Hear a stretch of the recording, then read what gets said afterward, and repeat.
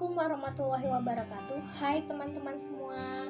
Perkenalkan, kami dari kelompok 2, kelas 19B, Program Studi Pendidikan Ekonomi Universitas Pasundan. Pada kesempatan kali ini, kami akan menjelaskan tentang analisis hasil survei dampak COVID-19 terhadap pelaku usaha tentang kebijakan perusahaan terkait tenaga kerja. Sebelumnya, kami akan memperkenalkan dulu. Perkenalkan, nama saya Sylviana Lurita, NPM 1950-265. Nama saya Vira Dwi Lestari, NPM 195020056. Saya Farah Kusuma-Ningrum, NPM 1950-271. Perkenalkan, nama saya Nofriana Kusmiati, NPM 1950-248.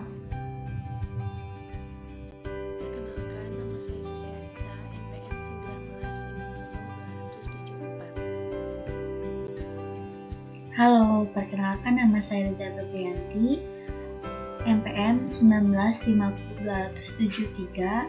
Baik, di sini saya akan meneruskan materi presentasi, diantaranya adalah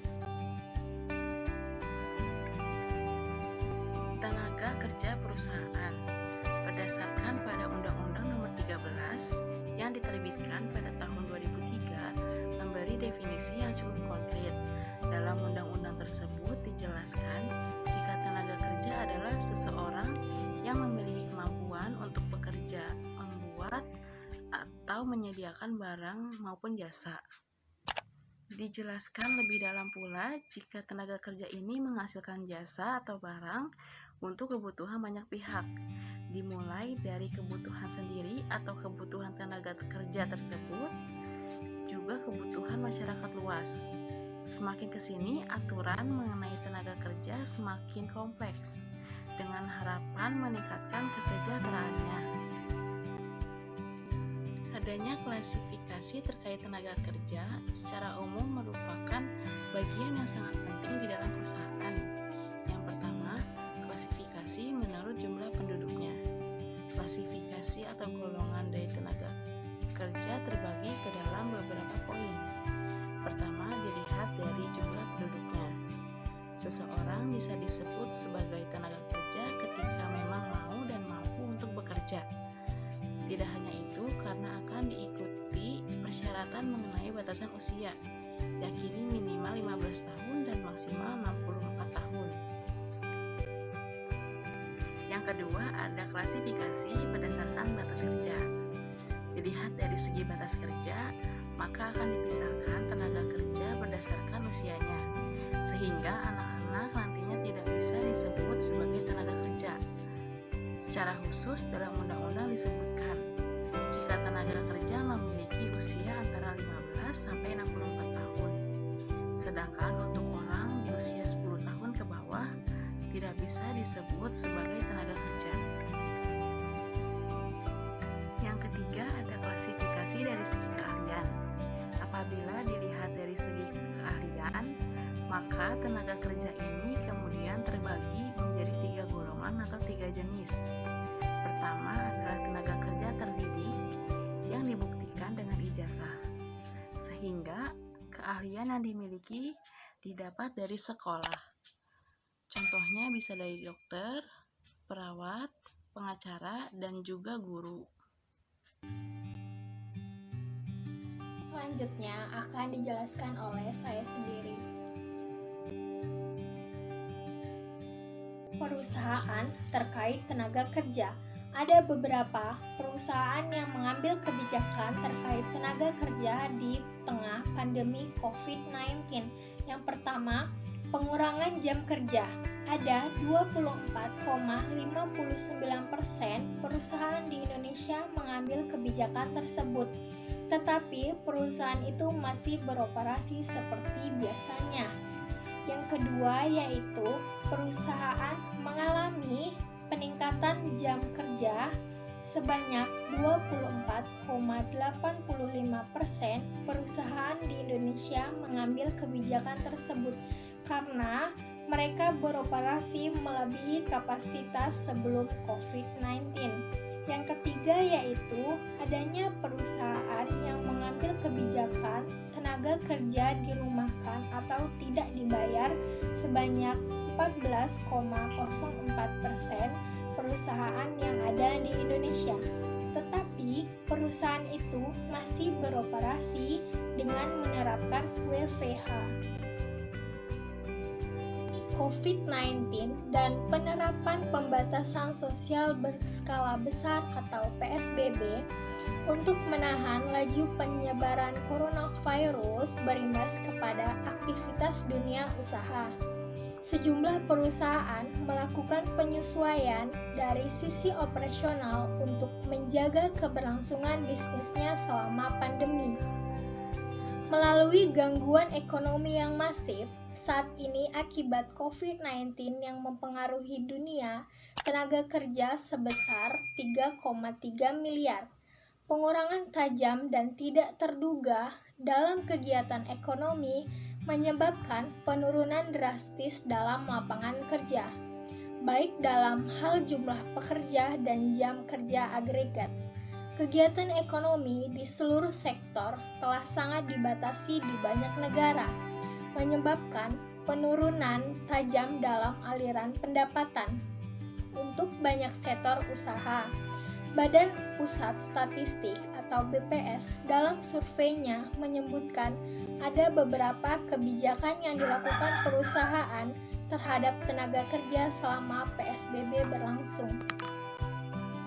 Upaya yang dilakukan perusahaan untuk mempertahankan tenaga kerjanya salah satunya adalah pengurangan jam kerja yang paling banyak dilakukan oleh perusahaan yang masih beroperasi seperti biasa. Pandemi COVID-19 terhadap situasi ketenagakerjaan pada Agustus 2020 di Indonesia adalah pengurangan jam kerja. Sebanyak 1.673,28 pekerja mengalami pengurangan jam kerja karena COVID-19. Jumlah pekerja yang bekerja di atas 35 jam per minggu berkurang drastis dari 87,83% pada tahun 2019 menjadi 75,76% pada tahun 2020 atau berkurang 12,07%. Dampak pengurangan jam kerja ini lebih nyata kepada pekerja perempuan karena perubahan proporsi pekerja perempuan yang bekerja dengan jam kerja normal berkurang 12,64% menjadi 69,35% pada Agustus 2020. Sedangkan pekerja laki-laki hanya berkurang 11,75% menjadi 79,64%. Pada periode yang sama, hal ini sebagai imbas dari pengurangan tenaga kerja di sektor jasa keuangan dan jasa pendidikan. Materi akan disampaikan oleh Saudari Vira. Kepadanya saya persilahkan. Persentase perusahaan yang memberhentikan pekerja dalam waktu singkat, 3 sektor tertinggi ada industri pengolahan sebesar 18,69%, yang kedua ada konstruksi pengolahan sebesar 16,59%, ketiga ada akomodasi dan makanan minuman sebesar 17,63%. Terus ada 3 sektor terendahnya, yaitu yang pertama air dan pengolahan sampah sebesar 6,51%. Terus selanjutnya ada jasa keuangan 5,69%. Ketiga ada listrik dan gas sebesar 4,96%. Nah, di sini aku mau ngejelasin di 3 sektor tertinggi kan tadi ada industri pengolahan. Industri pengolahan adalah salah satu kegiatan ekonomi yang melakukan kegiatan mengubah suatu barang secara mekanis dengan tangan sehingga menjadi barang jadi atau setengah jadi. Sifatnya lebih dekat kepada pemakaian akhir. Pandemi COVID-19 yang masih melanda Indonesia saat ini mengurangi kinerja ekspor, salah satunya dari industri pengolahan. Terus yang kedua tadi ada konstruksi. konstruksi pada pandemi ini menyebabkan pengerjaan proyek terhambat serta penjualan properti menurun.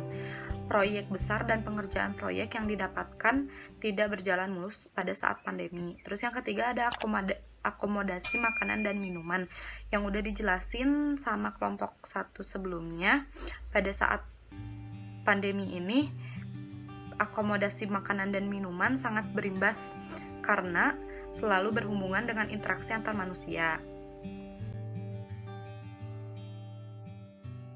Di 3 sektor terendahnya ada air dan pengolahan sampah. Dari Kementerian Kelautan dan Perikanan, ekspor hasil perikanan naik 6,9% dibanding periode serupa tahun lalu. Yang kedua, ada jasa keuangan masuk ke dalam golongan sektor jasa keuangan yang masih dalam kondisi baik dan terkendali di tengah pandemi COVID-19. Ini ditunjukkan dengan permodalan dan likuiditas membadai serta profit resiko yang masih terjaga. Yang ketiganya ada peningkatan jumlah konsumsi gas rumah tangga dan listrik selama pandemi COVID-19 ini meningkat. Ini adalah salah satu aktivitas ekonomi yang terhantam. Hal ini disebabkan karena industri-industri mengurangi produksi, pusat bisnis dan perkantoran ditutup, dan transportasi nyaris tidak bergerak. Materi akan disampaikan oleh Saudari Nokrina. Kepadanya saya persilakan. Baik, di sini saya akan menjelaskan materi tentang kondisi operasional perusahaan dan kebijakannya terkait tenaga kerja. Persentase perusahaan yang masih beroperasi seperti biasa menurut perubahan tenaga kerja yaitu 76,26% tetap, 21,10% menurun, 2,64% meningkat. Pandemi COVID-19 dan penerapan pembatasan sosial berskala besar atau PSBB untuk menahan laju penyebaran COVID-19 menyebabkan aktivitas dunia usaha menurun dan berimbas pada operasional perusahaan. Sejumlah perusahaan pun melakukan penyesuaian diri dari sisi operasional untuk menjaga keberlangsungan bisnisnya selama pandemi. Badan Pusat Statistik atau BPS mencatat sebanyak 76 dari 100 perusahaan yang masih beroperasi seperti biasa memiliki jumlah tenaga kerja yang cenderung tetap. Sementara tercatat sebanyak 21 perusahaan yang masih beroperasi seperti biasa, tetapi jumlah tenaga kerjanya berkurang atau menurun dan menetapkan kebijakan-kebijakan tertentu, sedangkan sisanya memiliki jumlah tenaga yang meningkat. Perusahaan memiliki pengeluaran yang banyak, namun karena produksi tidak berjalan akibat pandemi COVID-19, maka pemasukan untuk perusahaan sedikit atau bahkan tidak ada pemasukan sama sekali. Keadaan tersebut membuat perusahaan menetapkan kebijakan yang akhirnya terjadi penurunan terhadap tenaga kerja. Ada berbagai upaya perusahaan untuk tetap mempertahankan tenaga kerjanya, meskipun aktivitas perusahaan terdampak oleh pandemi. Keputusan untuk melakukan PHK cenderung adalah langkah terakhir yang diambil oleh perusahaan terhadap tenaga kerjanya. Di antaranya yaitu 3,69% dirumahkan dibayar penuh, 6,46% dirumahkan dibayar sebagian, 12,83% memberhentikan pekerja dalam jangka waktu singkat, 17,6% dirumahkan tidak dibayar, dan 32,66% pengurangan jam kerja. Dalam masa transisi penerapan new normal, pemanfaatan internet dan teknologi informasi menjadi salah satu cara pelaku usaha dalam mempertahankan keberlangsungan usaha serta meningkatkan pendapatannya. Kebijakan pembatasan kegiatan masyarakat mengakibatkan cara pemasaran yang dahulunya konvensional menjadi terbatas sehingga sarana pemasaran online menjadi solusi yang cukup menjanjikan. Secara umum, sekitar 51,6% perusahaan di Jawa Tengah telah menggunakan internet dan teknologi informasi untuk pemasaran online sejak tahun sebelum pandemi COVID-19. Ada berbagai upaya perusahaan untuk tetap mempertahankan tenaga kerjanya, meskipun aktivitas perusahaan sangat terdampak oleh pandemi. Keputusan untuk melakukan PHK cenderung adalah langkah terakhir yang diambil oleh perusahaan terhadap tenaga kerjanya. Menanggapi situasi saat ini, secara rinci, pengurangan jam kerja adalah langkah yang relatif lebih banyak diambil oleh perusahaan dibandingkan pilihan lainnya. yakni dengan persentase 32,66%. Keputusan terbanyak kedua, yakni dirumahkan dengan upah sebesar 17,6%. Diberhentikan dalam jangka waktu singkat 12,83%. Kemudian, dirumahkan dengan upah sebagian menjadi opsi yang paling banyak diambil keempat, serta 3,69% perusahaan memilih merumahkan karyawan dengan upah yang diberikan penuh. Materi akan disampaikan oleh Saudari Susi. Kepadanya saya persilakan. Di sini saya akan membahas tentang perubahan jumlah pegawai di tengah pandemi. Yang pertama, 35,56% perusahaan memilih untuk mengurangi jumlah pegawai yang bekerja, dan 62,29% perusahaan memilih untuk tidak mengurangi atau menambahkan jumlah pegawai yang bekerja, dan yang terakhir 2,15% perusahaan memilih untuk menambahkan pegawai yang bekerja. Selanjutnya, menurut laporan Badan Pusat Statistik atau BPS, terdapat 35,56% perusahaan yang memilih untuk mengurangi jumlah pegawai. Sementara itu, 62,29% perusahaan memilih untuk tidak mengurangi atau menambahkan jumlah pegawai, dan hanya 2,15% perusahaan memilih untuk menambahkan jumlah pegawai. Perusahaan yang lebih memilih untuk mengurangi jumlah pegawai paling banyak terdapat pada sektor industri pengolahan. Menurut Suharyanto, banyak perusahaan yang menempuh jalan lain, yaitu dengan cara mengurangi jam kerja dan melakukan pemasaran online dan diversifikasi usaha. Survei juga mencatat terdapat 42% perusahaan yang hanya mampu bertahan tanpa bantuan selama 3 bulan, dan 58% pelaku usaha yang masih bertahan lebih dari 3 bulan walaupun tanpa bantuan. Selanjutnya, menurut Direktur Bina Pemagangan Kementerian Ketenagakerjaan, Siti Kustiati mengatakan dampak COVID-19 ini sangat besar terhadap dunia ketenagakerjaan. Berdasarkan hasil survei Kemenaker dengan Lembaga Ilmu Pengetahuan Indonesia dan Lembaga Demografi Universitas Indonesia, perusahaan memilih melakukan pemutusan hubungan kerja terhadap karyawan. Dan lebih dahsyatnya, 13,9% perusahaan mengurangi jumlah pegawai, dan 49,6% perusahaan memilih memutuskan untuk merumahkan sebagian pekerja tanpa di-PHK, dan 36,5% perusahaan tidak menambah maupun tidak mengurangi jumlah tenaga kerja.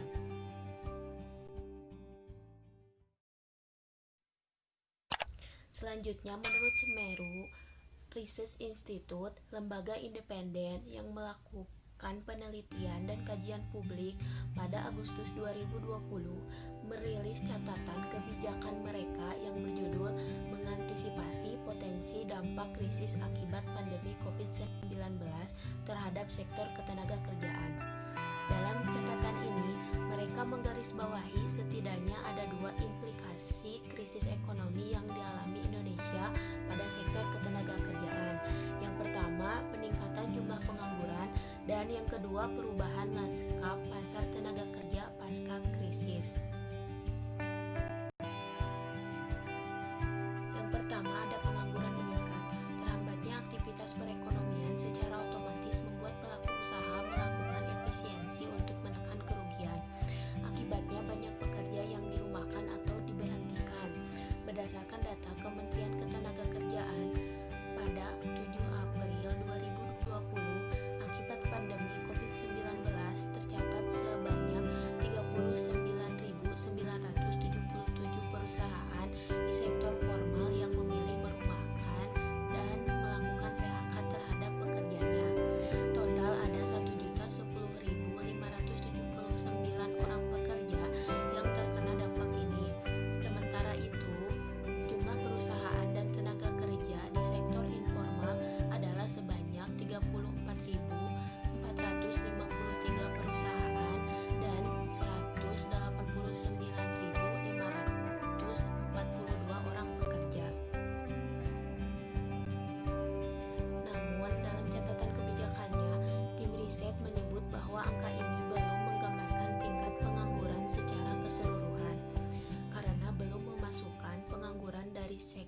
informal dan angkatan kerja baru yang masih menganggur. Dilihat dari sebaran sektornya, perdagangan adalah sektor yang paling banyak mengalami pengurangan penyerapan tenaga kerja. Namun jika dilihat dari proporsinya, konstruksi adalah sektor yang paling banyak mengurangi penyerapan tenaga kerja.